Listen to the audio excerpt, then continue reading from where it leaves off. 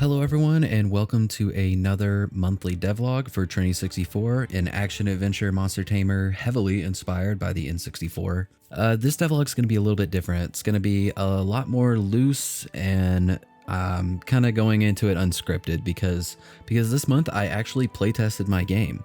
This was a massive thing to do and honestly it was pretty great. So the reason why I'm going to be doing an unscripted video, I'm sorry if it's, a little bit more rambly or whatever, is I just think it's a better way to talk about it in this manner rather than a scripted way.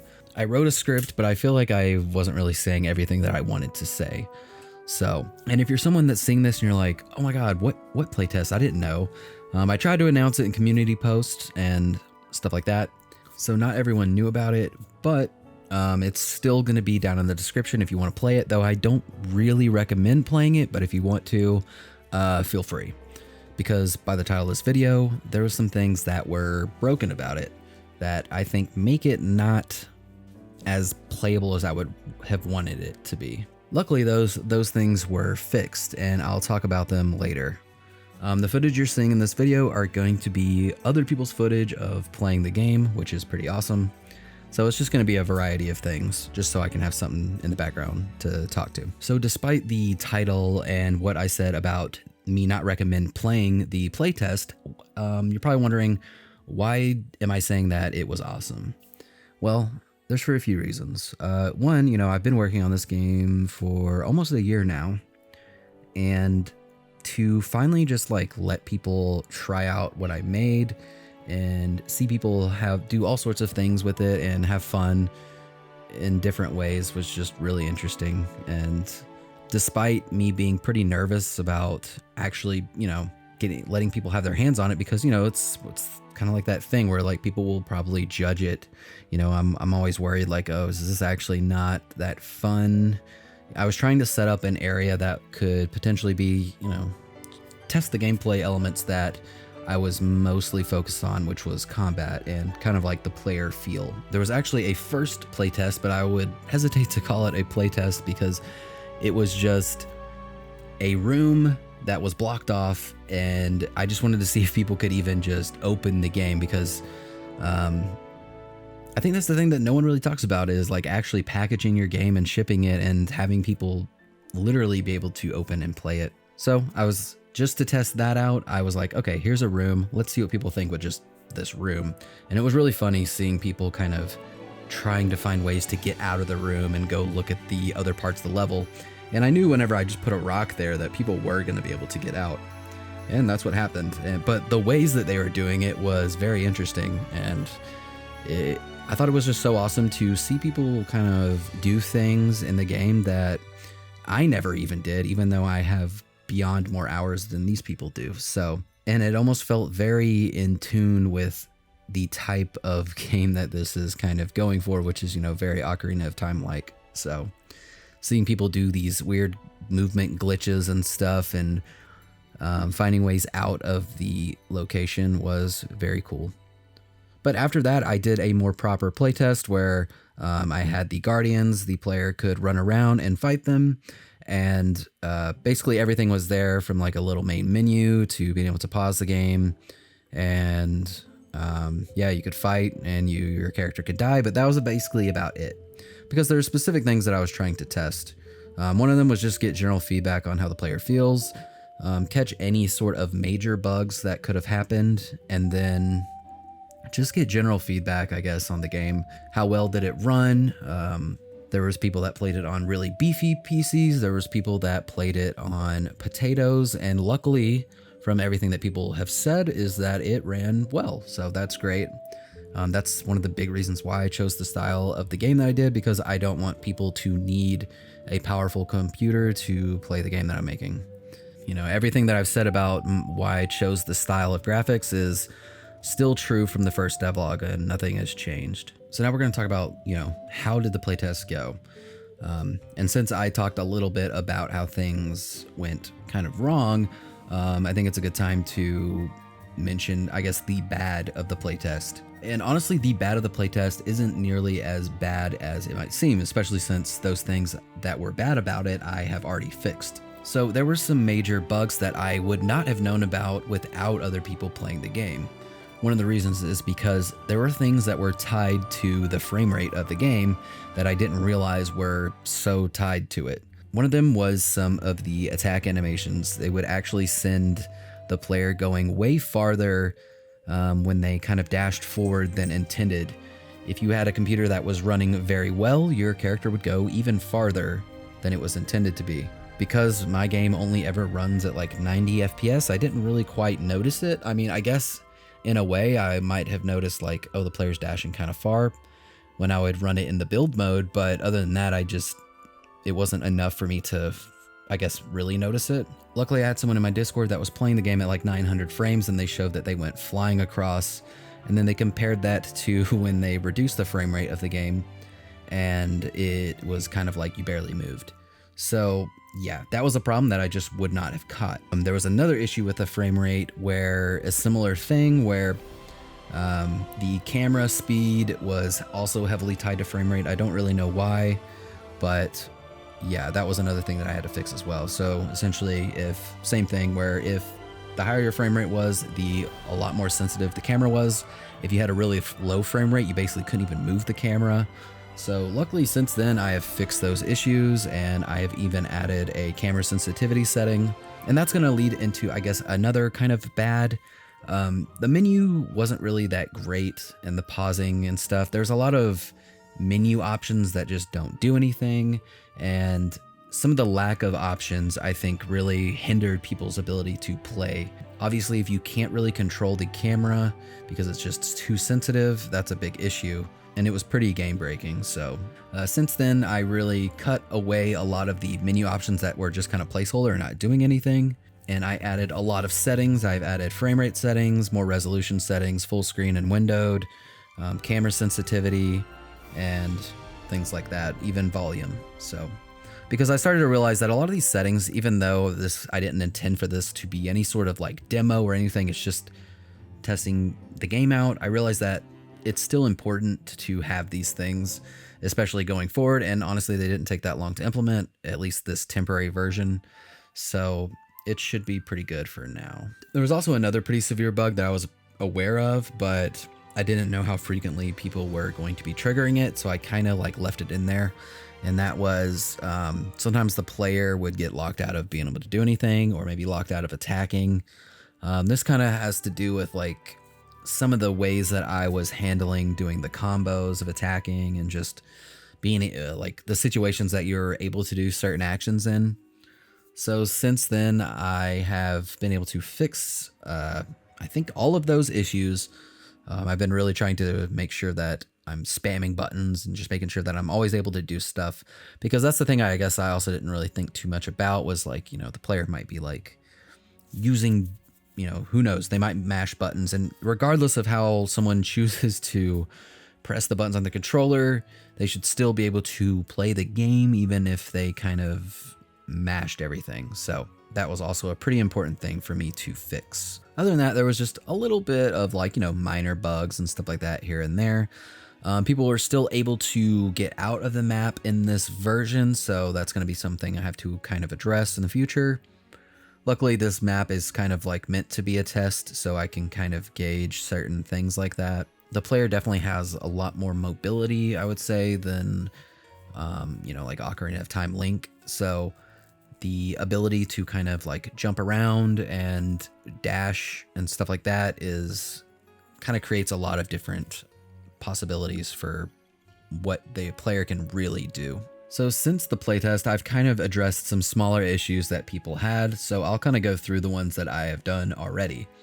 One of them was the Ignited and Blossom sprites dying while they're using their ability. Basically what would happen is if you attack them while they were using their ability, like in their animation, they would just, I don't know, they would take like way too much damage. It would basically one-shot them. So I fixed that problem, so that no longer happens. I fixed kind of the comboing of the attacks, so it feels a little bit better. There were some issues with the shielding, and that's something I'm going to be addressing. There's some issues with the sword ability, where, there's just a lot of different things. There's people like using the projectile to like send the player flying, like hitting themselves with it and send them flying. You know, a lot of weird stuff that like I just didn't know people would be able to do, which is pretty cool. One of the things I talked about in a previous devlog was auto sheathing. So basically after you attacked, there'd be a timer, and then after that timer went away, the player would just automatically sheath the sword. Since then, I just made it the interact button. So you have to manually put away your sword for now. I added more of a hit flash when attacking enemies now. I just think it kind of reads a little bit better. Some feedback that I got from the attacks of the player was that when locked on, the attacks felt pretty good. But when not locked on, it just didn't feel good to try and like attack pots and stuff. The wind up just felt like it was unnecessary. So since then, I kind of changed the way non-lock on attacks are. So now you do this kind of swipe and it's a lot faster with less wind up. So it feels pretty good. I also re-added the ability to roll through pots, and you can even jump in the air and roll in the air or backflip in the air. I also made the wave slash of the primary sword ability now go through objects besides walls. So now it feels a lot better to hit enemies with it. I'm going to be addressing the secondary sword ability. A lot of people said it kind of felt clunky to use. So I'm going to be improving the animation and kind of making it a little bit faster. But I still want it to feel like it's worth using. So it's going to be still doing a high amount of damage and kind of propelling you forward even farther. A lot of people felt that the air attack that you do when you jump in the air and spin felt almost like kind of pointless. So instead I didn't change anything about it, but now it's essentially like a double jump. So whenever you jump, if you press jump again, you will do the air slash attack. So I kind of want it to feel more like it's a double jump that just so happens to do damage as well, rather than it being a version of the attack when you're in the air. To me, it just kind of feels like it just feels better. Hopefully people will also feel that way. Some of the assets that I used in this build have some like weird collision bugs that'll kind of send certain enemies flying. Sometimes it was really funny, but obviously I don't want there to be severe ways of getting out of the map in that case. So I have to kind of be careful about, you know, the collision on some of these objects. I added a little bit of hit response animation to the player. This is something I was already going to add, but in the playtest, that was something that people said. So even though I hadn't added it yet, people did make note that they couldn't really tell when they were taking damage. So I added more animation to it, also added a proper death animation to the player. I also got suggestions to do 8 directional dodging, which I did do, and it feels pretty good. So hopefully other people will like that in the future when they play. This build didn't have the auto vaulting because I still want to kind of update that and make sure that it feels right to me first before I try to let people try it out. So whenever I feel right on that, then I'll be adding it. But it's going to be very important for me to get that as soon as possible because, you know, that obviously goes into kind of how the levels are going to be structured and stuff like that. Some additional things that people had mentioned was they felt that attacking and fighting like multiple guardians by yourself felt a little overwhelming. They felt a little bit too strong at times. Some people said that, and other people had no issue killing them. I think that both parties are right in a way where there's definitely some things missing from the combat currently that I plan on adding, but there's also some truth to how it's supposed to feel or how people felt when fighting it. So basically the way the game is going to be is that I never expect the player to fight 3 of these sprites at once by themselves. This is going to be a monster tamer, so ideally you will have your own creatures with you to fight these creatures as well. So the only reason that a player would ever be fighting, you know, 3 of these guys like that is because they are either choosing to do that or their guardians that are allied with them died. So in that instance, then yes, you would have no option to fight them. So people were right to feel overwhelmed by fighting multiple. I think that's totally normal. Though, like I said, some people were able to easily kill all of them. So there's kind of a middle ground there. Because there's some things missing, it's kind of hard to tell. And honestly, when it comes to balancing these things, I'm not going to be able to know until basically the player's full move set is kind of defined, and even the other creatures and stuff. So it's going to be a while before testing balancing, but I realized throwing multiple enemies at the player was probably not the right way of doing it, but I just kind of wanted to see what people were going to do when fighting them. One of the problems is that it was still too easy to just kind of like run at them, attack them, and they just couldn't really do anything. So one of the ways that I had planned originally to kind of fix this was make it to where the Guardians can block your attacks and dodge you, like move out of the way. So that is going to be something that I'm working on for the next playtest to hopefully make them feel a lot more, I guess, intelligent in a way where they're able to kind of avoid you and fight back, and you can fumble whenever you attack if you're just being overly aggressive, things like that. So that's going to be something I test. And also in the next playtest, instead of having like, multiple at points, it's just going to be fighting each kind of sprite, and then they kind of get more difficult as you fight them. Another thing is that the Blossom sprite and the Ignited sprite were missing their ultimate ability. So because of that, some people felt like they felt a little bit too samey, and I definitely can see why. I think overall, like some people said that they felt too similar. Some people said that they felt different enough. So, it's going to take, I think once they have the ultimates in there and stuff like that, it should definitely feel different, but we'll see. They are supposed to feel similar, because they're like similar creatures, but I do want them to feel different enough to where it justifies them being different creatures. So now I'm going to talk about the good. So what did people like about the playtest? Well, I think people liked, based on like all the feedback, people seem to like the character controller. They felt like it felt pretty good to play. Some of the animations are wonky, but a lot of people, like in the devlogs, they would see the player and they would say, oh, the character looks slippery. And but I can promise you that if you play it, the character is not slippery. The character is probably pretty responsive because I made them that way. The animations might make them look slippery at times and stuff like that because I'm still learning animation, but I promise you that the character isn't slippery. You have full control over your like movement, even with things like air control. There's a lot of stuff that you have control over. So people thought that it felt pretty good, especially like attacking with the lock-on. And another thing is people like the creatures overall. They thought the sounds and that kind of thing, and also just the vibe and the visual style of the game. I think that's pretty much a given, because that's a big draw to the game. So it makes sense that people would see that as a highlight. But other than that, nothing too crazy that people were disliking about the game. So I think that's really good. And hopefully with this new starting point, I have a good spot to kind of fix the things that are broken with the game, address any feedback, or improve things that I introduced with these playtest builds, and then go ahead and start adding new stuff. And that's kind of how I want to go forward making this game, is I kind of want to kind of do it based on these builds where I let people play it, test some new mechanics, get feedback on them, improve them, and then add new ones until all the main systems of the game are done, and then the game just lacks content. Because if all the systems are fun at this base level, then they should work, going forward with more and more content for the game.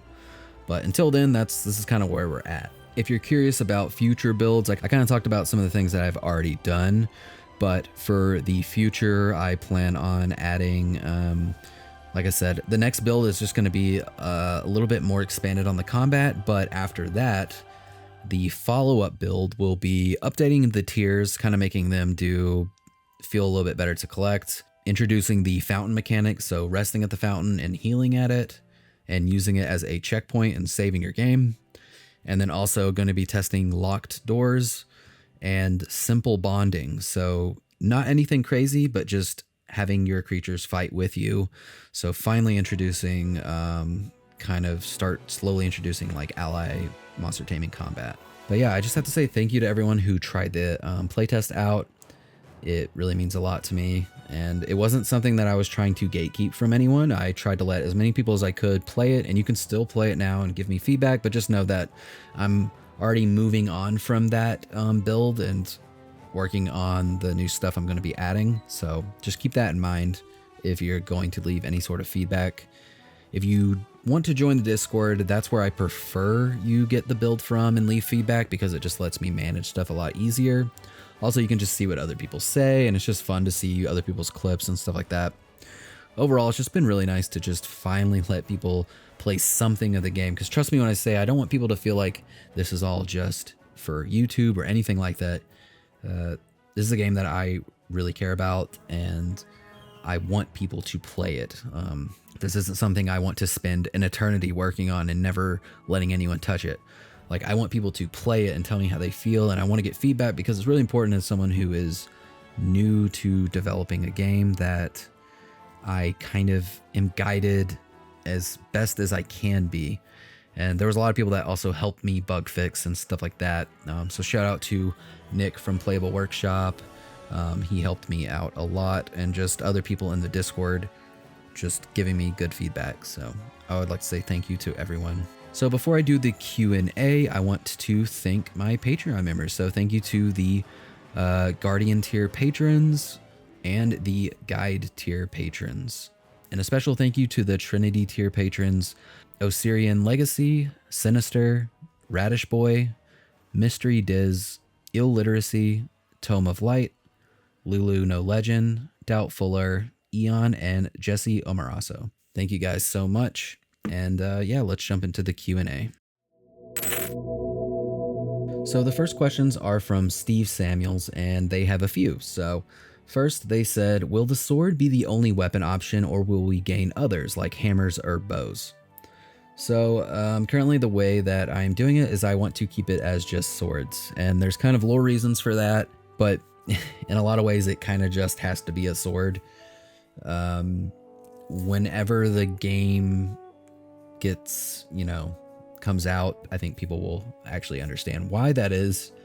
But there will be other tools, I guess you could say, that I want to add, but I'm not quite there yet. The shield is an example of kind of one of them. Second question is, how many elements will be used for the world, or will there be any optional elements like Draconic perhaps? So there's not really going to be elements. I kind of talked about that. Unless you're talking about like maybe the world. I definitely want there to be a lot of flavors of the world, if that's what you mean. That's a big reason why I'm designing the world based on like colors. So I'm kind of using color as a way to explore different types of pieces of the world in different ways. It's kind of hard to explain, but if you're wondering about like how many different kinds of elements, I will say like there'll be a lot of things going on in the world. I definitely want every location to feel very distinct. Am I going to add any NPCs, or will there be just the one character? I will have NPCs. I actually have some I'm designing right now. More important NPCs that will exist in the world, not so much like just random characters. I mean, there probably will be some, but I'm trying to be careful with how many NPCs I add. It'll probably be very Dark Soulsy, where there's only like a handful, and you're just supposed to assume that there's more people out there, but we will see. I'm trying to keep the scope small when it comes to NPCs. Will I be adding facial reactions or body language into cutscenes? Yes, for sure. I'm not quite ready to do cutscenes at the moment because I'm just focusing on the gameplay elements right now. But when I get to that point, yeah, I definitely am going to be giving the player character, actual facial animations and stuff. And I'm actually kind of excited to do cutscenes. Have you been planning collectibles and optional content yet? Kind of. I think, and that's the thing about the game, is that actually, like, I see a lot of the game as being optional and collectible. The cores for the swords I consider to be kind of one of those things that's a collectible. The creatures themselves, I think that there's going to be a lot of collectibles, but they're going to also affect gameplay. I plan on, adding different like poncho designs and stuff like that. I definitely have thoughts about stuff, but it's one of those things where I don't want to kind of jump the gun on it and think too much about extra stuff at the moment. But when I get to that point, I will definitely have a lot of fun with it, I know. Mr. Nice Guy asks, how is the storyline progressing, and what genre of storytelling will this game be similar to? So I would say it's probably going to be similar to kind of like a combination of Ocarina of Time and like Elden Ring, where there's going to be a lot of, there's going to be NPC dialogue that kind of fills you in on the world, and a lot of like item description stuff. I'm trying to keep, not only is it for like scope reasons, but I don't want it to be one of those very like games that tell you everything. A lot of the game and appeal to me is going to be the player discovering on their own merits. And so that's kind of the way I want to, tell the story. I don't want the gameplay and the story to be kind of at odds with each other. Jay Godin says, any idea how you'll be handling music? Will you source some royalty-free stuff, or will you be looking for a composer? At the moment, I actually am working with someone named Taro. He has made a few songs for me, and he's been a lot of help with the music. He makes a lot of stuff that I really, really think fit the game basically perfectly. So that is who I am going to be working with for the music, and he does a really great job. So I'm excited to hopefully, make more songs, because I think he will be able to make some very iconic stuff. JC Evolution asks, how you made those Hyrule region Fakemon you did on your Bilsu art channel? Could you do some videos like that with the Guardians? I would really love to do that with the Guardians. I mean, I know that's kind of like a big part of this project is, people see that I do these creatures, and there's not a whole lot right now. And that's because I'm trying not to get ahead of myself. Trust me, I would love to design stuff, and even if it wasn't stuff I was going to be adding to the game, but I'm just trying to be very careful about how I do this. That's like my bread and butter. So trust me when I say that I want to do stuff like that. And I think, we'll see. We'll see how the game progresses and if I do things like that. But I do want to do more Guardian focused videos, I think, once I get the combat down. But Vel Charisma asks, I'm curious. Well, they didn't really ask, but they said, I'm curious in seeing your dungeon designs. If you do a showcase on your ideas for your dungeons, I'd appreciate that.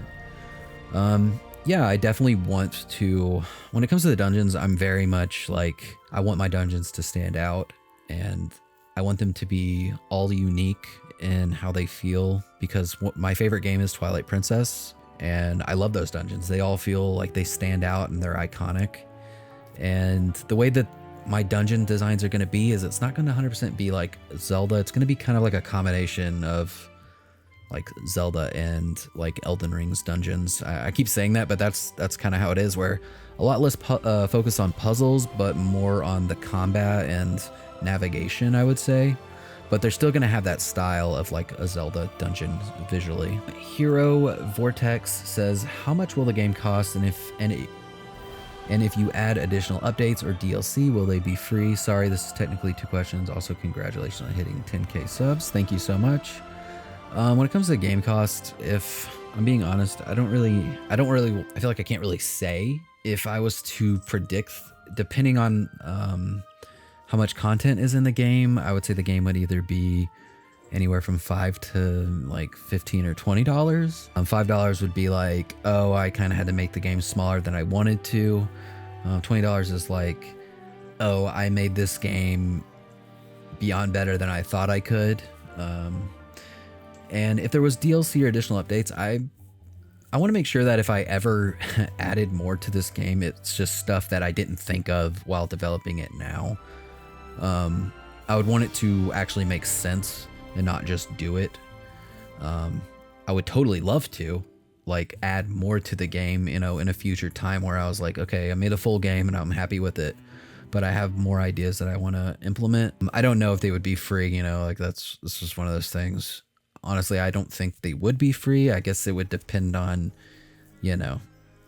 other funding things and stuff like that. But yeah. Stannis the Manus asks, what sources did you use to learn Blender and Unreal? So I would say, honestly, the first Blender tutorial I actually did was not the donut. It was actually, I can't really remember the video exactly, but it was a guy that was showing me how to make a low poly cup of ramen. And honestly, it taught me like everything I really use now for the most part. As far as like just modeling. But Blender, honestly, I still feel like I just don't know enough. I think you just have to watch a lot of different videos. It's really hard for me to say what, like, I don't want to point to a source exactly. I just know I've watched a ton of different videos for Blender. And like I said, I'm still learning. There's things I'm probably still just doing wrong. But that's just part of it. Like this game is like my learning game. So I'm still trying to watch videos because there's different parts of Blender, you know, as far as like low poly and animation and all that. For Unreal, one of the best sources for Unreal, I would say, is a YouTuber named Ali. He is really, really good at explaining things and teaching you actually how to understand what is going on. I just really, really like his videos. So I'll leave a link to his channel in the description. DN Prime says, why Bilsu? And I'm assuming he's talking about my name. Well, my name is Billy. So, and Bilsu kind of comes from I used to play, or I still play a lot of League of Legends, and there is a player or a streamer named Gosu, and when I would play with my friends, they would always call me Bilsu as just like a combination of the name, and I kind of just stuck with it. I don't even really think of it like that anymore, but that's basically where the name came from. Artsy Boy says, first, the game is absolutely amazing and I love the art for it. And my question is, will there be an ally in the story for the game similar to Princess Zelda? Thank you so much. And no, actually. I know some people might be disappointed in that type of aspect, but kind of the allies in the game are the creatures. I'm trying to make sure I put a big emphasis on them. I know I haven't done a great job at that at the moment, but that's because I'm focusing on more basic things. But I'm also trying to, as much as I know the game looks like Ocarina of Time or has that same vibe and there's a lot of similarities, and people will let me know that there's too many similarities. There are certain parts that I'm like, I want to actually be very different. And one of those is the character kind of being like a lone wolf type of character. There's a certain type of loneliness that I'm trying to get to the game, despite the monster taming aspect. And I kind of want the creatures to be the allies of the game, if that makes sense. Polybius Streams says, I know things like the Souls games and Zelda are inspirations for this, but what are some other games that you draw from when thinking about good designs, like a game with great UI or difficulty curve? Honestly, there's a lot of games I could say. I'm someone that is, as much as like I will say that the game is inspired by, you know, Zelda and Souls games, I will say that I still pull inspiration from all sorts of other games. I've actually been trying to play more games that are not like the game I'm making. That way I can kind of get other ideas for just ways that they design games. Recently I played Alan Wake 1 and 2, and I just really love those games. I think Remedy did a really good job at just making the games feel like art, and I kind of want to reflect that in my own game in my own way. Another thing is I also, for the first time this year, played some Devil May Cry, and I really loved how unafraid those games are to still feel like video games. And I think there's a lot of elements in the games that are very video gamey, and they're just so unashamed of that, and that's something I really like. Also, when it comes to like good UI for games, I guess it really depends. Like a lot of these things kind of depend on the game that you're making and like whatever the intention is. And when I play a game, like I can enjoy a game like Devil May Cry that's got this, you know, over the topness. It's not necessarily hard. Heck, it even has like, you know, difficulty settings, and I just play it for what it is. And then I'll play a game like Dark Souls, and I'll also play that game for what it is, even if it's hard, because those games do what they are intended to do. And you kind of have to see that when you play them. My game, I don't want my game to be like easy, but I don't want it to be so difficult that people don't want to play it. So when I say the game's like a Souls-like, I don't mean that I'm trying to make the game so difficult and people won't want to play it and stuff like that. That's not what I mean. There's, in fact, actually, I really mean like all the other elements of a Souls game that I actually like. But yeah, I'm constantly trying to play new games now that will influence my game that aren't Zelda and Souls. Speaking of the composer Taro actually has some questions. So he said, for the question, do you plan on ever doing a Kickstarter for this, or are you going to do this fully self-funded? Also, how's the scope feeling? Have you hit anything that makes it feel like things might get too hard? When it comes to like Kickstarter and stuff, honestly, I'm not really sure. If I was to be completely honest, right now I'm not someone that's like, oh, I have to make this game because I want it to be my full-time job and I want it to make it big. That's not really why I'm making this game. I'm making it because I want this game to exist. So if I was getting funding for it, it's because I feel like I needed to, I just need the funding to actually get things for it to make the vision come true. Or I feel like the game would take too long if I didn't. But other than that, I don't see why I would need funding. If anything, I would probably prefer having someone like a publisher or something, because then they could help me with the things that I'm not so experienced at and potentially help me get the game in more hands. And that's what's more important to me. It's not so much about the money part of it. It's more just about making the game actually a real thing. As far as the scope, I actually think the scope is feeling pretty good. I think I've done a decent job at trying to have my cake and eat it too. I'm trying not to be overly ambitious with things and keep things relatively simple. Some people will probably be like, oh, you can't just have it be this, you need more to it. And I need to just stick to my guns and be like, no, certain things don't need to be more complicated. I mean, games can be complicated even when they're simple. And I'm more focused on the systems of the game. And then after that, because like I don't really have a set size for the game. It's really just going to come down to how much time are people willing to wait for me to make the game, essentially. And when I get that point, I'll decide kind of how big the game is going to be. The only thing that I think the hardest part about making the game is going to be the combat. That's what everything I think hinges on. I think everything else around that I want to make the game around I can easily make work, but the combat is the thing that I need it to be right and feel good and be fun and be fair. Otherwise, I think the game falls apart. So that's why I'm doing the playtesting now. But Ryan asks, will the sword, he forgot the name, be able to transform into other weapons that aren't swords? So yeah, we talked about this a little bit. The short answer is no, it won't. But the long answer is, yeah, like I said, there's lore reasons why it's not other weapons. Or why it can't be other weapons besides a sword. So I hope that's a good reason. Maybe it's not, but yeah. Little Yoga Man says, whoa, that's incredible. Can't wait to play it. Something I would like to know is how many areas do you plan on putting in the final game and how many guardians will be in each area? So this is a good question because this is kind of goes back to the scope thing.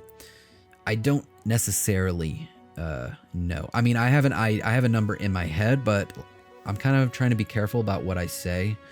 I don't want to tell people a number and them kind of hold it against me, and then for whatever reason I can't stick to that number.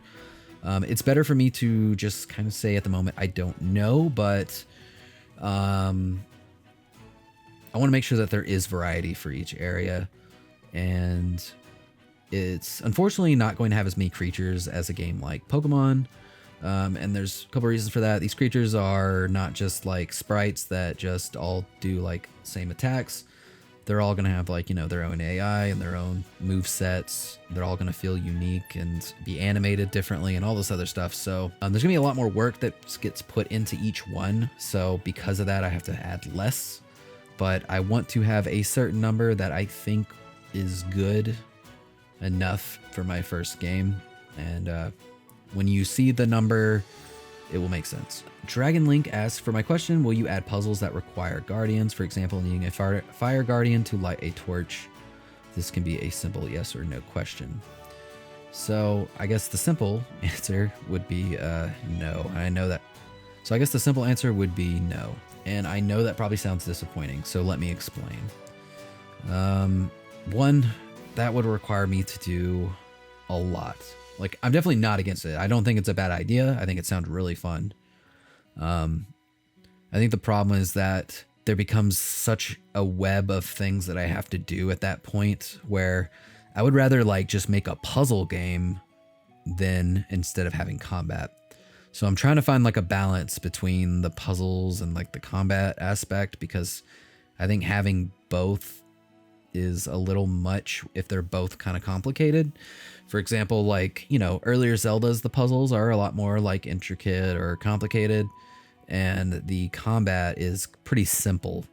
And so I'm kind of trying to do the opposite direction, where the combat is the complicated part and the puzzles will be kind of simple. So in order for me to keep the puzzles simple, I don't think I will be able to have the guardians be a part of them. As much as I think that sounds fun and cool. T Mackle says, congrats, you'll pass the magic 7,000 soon, which, yeah, that's the number that I hear is a good wish list amount. Which specific location from a Zelda game is your favorite / most inspirational to you? Specific location in a Zelda game, honestly, I would say, I think one of my favorite places is Farron Spring in Twilight Princess. I don't know what it is about it, but I just love that spring. I love where it's located. I love how it's just kind of there, but it's like a really spiritual place, but it's also, it feels mystical, and it is, but it also feels very close to nature and almost natural. I just love the vibes of that place. I just love it a lot. So I think that's one of my favorite and most inspirational things. And it's one of the biggest inspirations for me doing like springs in my game, because I just love that. But yeah, Grayberry Muffin asks, how do you create the low res textures? I'm actually going to be making a texture kind of, I don't want to say tutorial because I'm not a professional or anything, but I'm going to be showing you guys how I make my textures in a video. So stick around for that. Kanan Preeb asks, what is your favorite Zelda game? Mine's either Majora's Mask or Breath of the Wild, but Ocarina of Time was the first one I beat, and it's one of my favorites. Those are pretty good ones. And for mine, despite me making an Ocarina of Time looking game, Twilight Princess is definitely by far my favorite Zelda game. It's everything I want a Zelda game to be. And yeah, I love the visual style of it. I love that it looks more gritty. I love that it feels like basically, and some people will say that it's basically just Ocarina of Time, but like better in some ways. Or it's just more of Ocarina of Time, and I'm like, yeah, that's what I like about it. I would love for another Zelda game to be very similar to it. I would not complain at all. I just love the grittiness. I just love the grittiness of the game, and yeah, I love the designs of everything. I love the dungeons. I love the bosses. I love Wolf Link. I think he's so awesome. I like Midna. I like Zelda in that game. Link looks really cool. I love the intro of the game, despite what people say. It's one of my favorite parts. I love all the side characters. Overall, just an amazing game. Dwaylen asks, I really like the weapon designs I've seen so far. How many different weapon skins have you planned? I don't want to say the number, because just like the creature designs, it's one of those things that, like, if I say a number, people will hold it against me. I think it's best for me to kind of not say a number and just say enough for it to be worth being a thing. Enough for it to be a collectible. That's what I will say. The Stars Align asks, is there any chance a multiplayer mode could be added? As much as I would love for the game to be multiplayer or have some sort of multiplayer elements, it's a little out of scope for me. A lot of people would suggest to not ever make a multiplayer game as your first game, because it's just a lot of work and it could be very complicated, and it's like its own beast outside of just making the game in general. But in the ideal world, there would be multiplayer elements in the game, because I just think it would be kind of interesting. At the very least, I thought it would be a cool idea to just have like you throw out your guardians and kind of like a BattleBot situation where you just kind of watch your guardians fight another player's guardians. I think that would be really cool. Doughboy asks, how will the monster taming mechanic work, or what are your ideas for it? So essentially it's going to be basically exactly like summoning in Elden Ring. So you press a button and the guardians will spawn, and they will just automatically fight alongside you. They will have their own AI and they will fight alongside you. Where it becomes different is that, well, you'll be able to recall them back to your arm, because that's where they're going to come out of. You'll kind of hold your hand out and they will come out of your arm. So you'll be able to recall them back, and, you know, there'll be a mechanic, you know, kind of with that. When it comes to capturing them, they will basically be, they will have a meter that you kind of have to break. And when they break, you can run up to them, touch them with your hand. You will engage in some sort of like quick time event that gets harder the higher level the monster is, or, you know, the tier of the creature.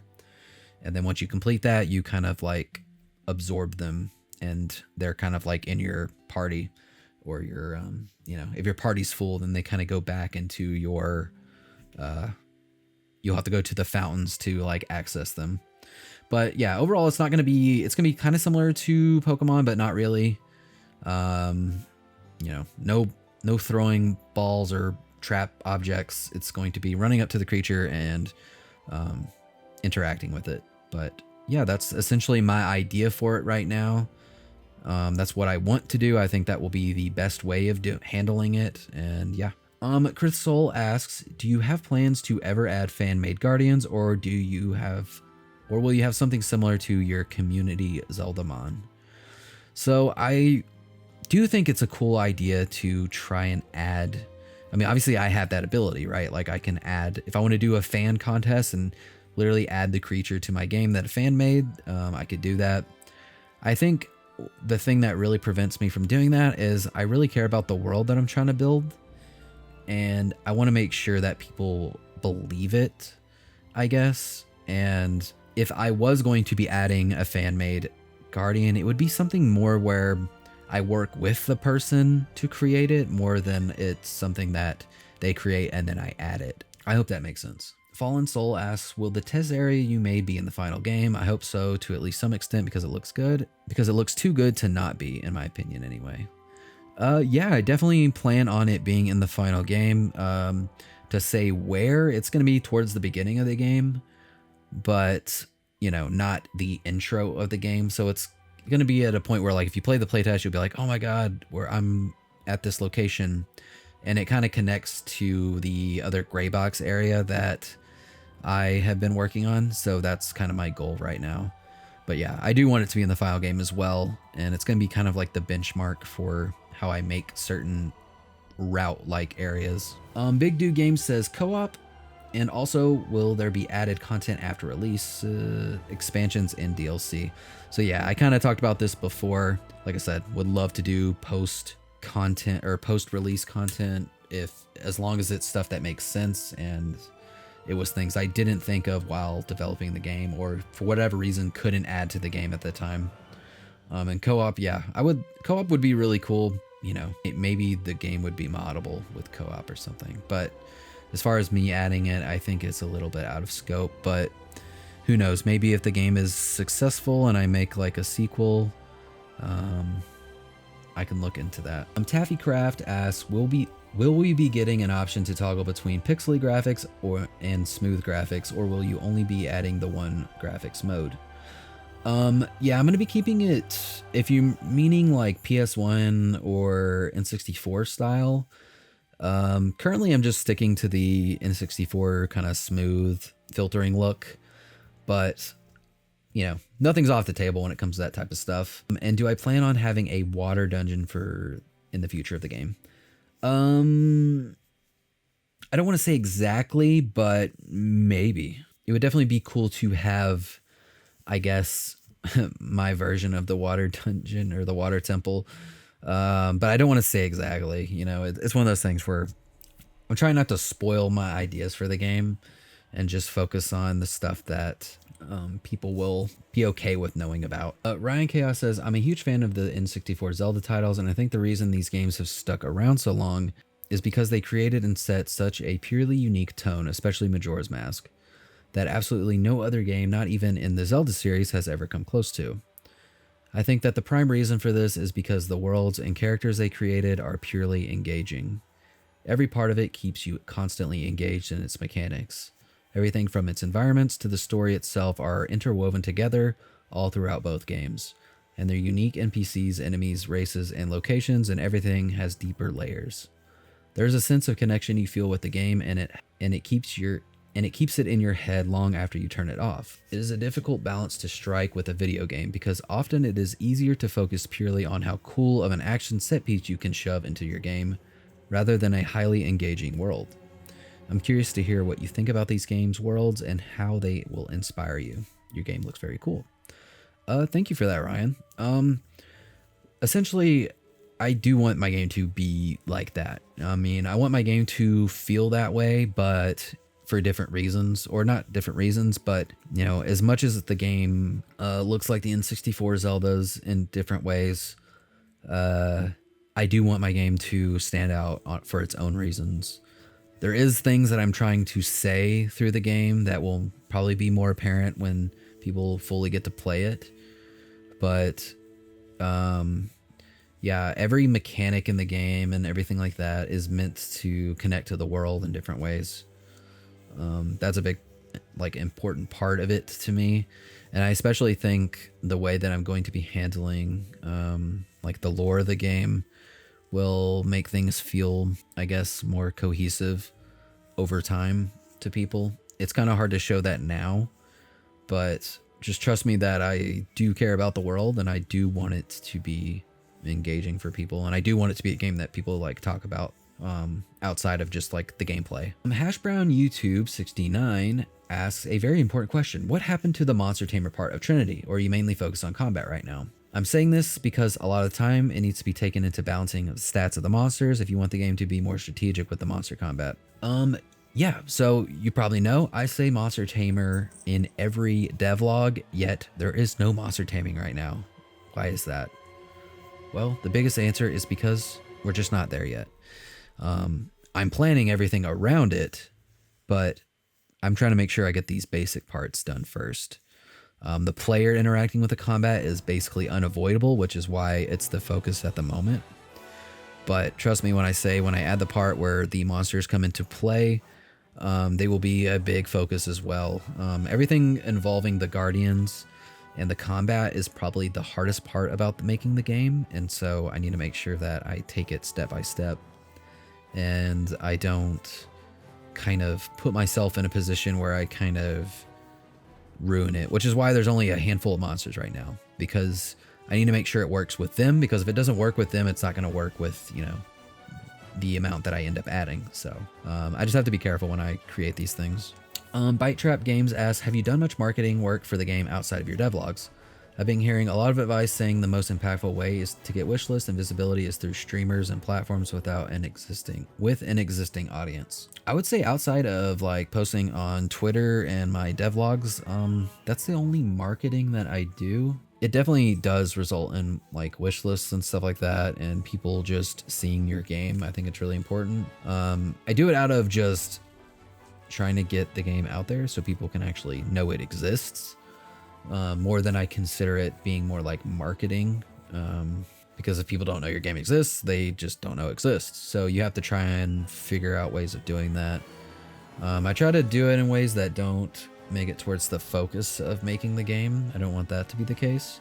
That's kind of why, like, when I do devlogs, I'm doing it just once a month, and it's just kind of whatever I made, and I think that alone is just good enough. I mean, it's just getting your work out there is about all you can do, at least. I think not doing any sort of marketing is just kind of bad, because you don't have to think of it as marketing. You just think of just trying to find people that would like your game, you know?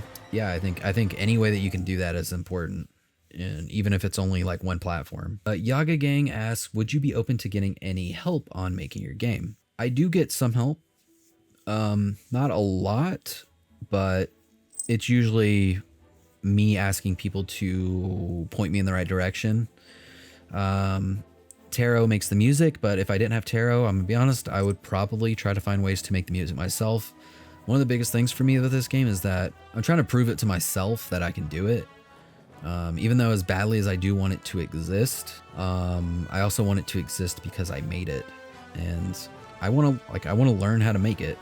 Even if I do a rough and not great job, I still want to try my best, and that's just a big part and driving force of making the game. I love having a hand in everything, so I think that's one of the most fulfilling parts about making this game. Lay asks, I do wonder if the game's name is going to stay as Trinity 64, or you plan to change it in the future, because I definitely see the potential for a name worthier of the project standing alone as a project. So the full name of, like, I guess the IP or the franchise, whatever you want to say, is Trinity Guides and Guardians, but this specific game is called Trinity 64.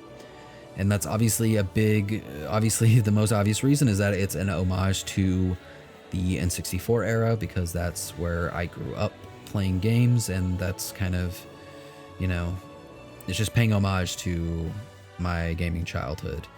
But there's other reasons why it's called that, and I can't say. And luckily, that was the last question, but that's all I'll say for that.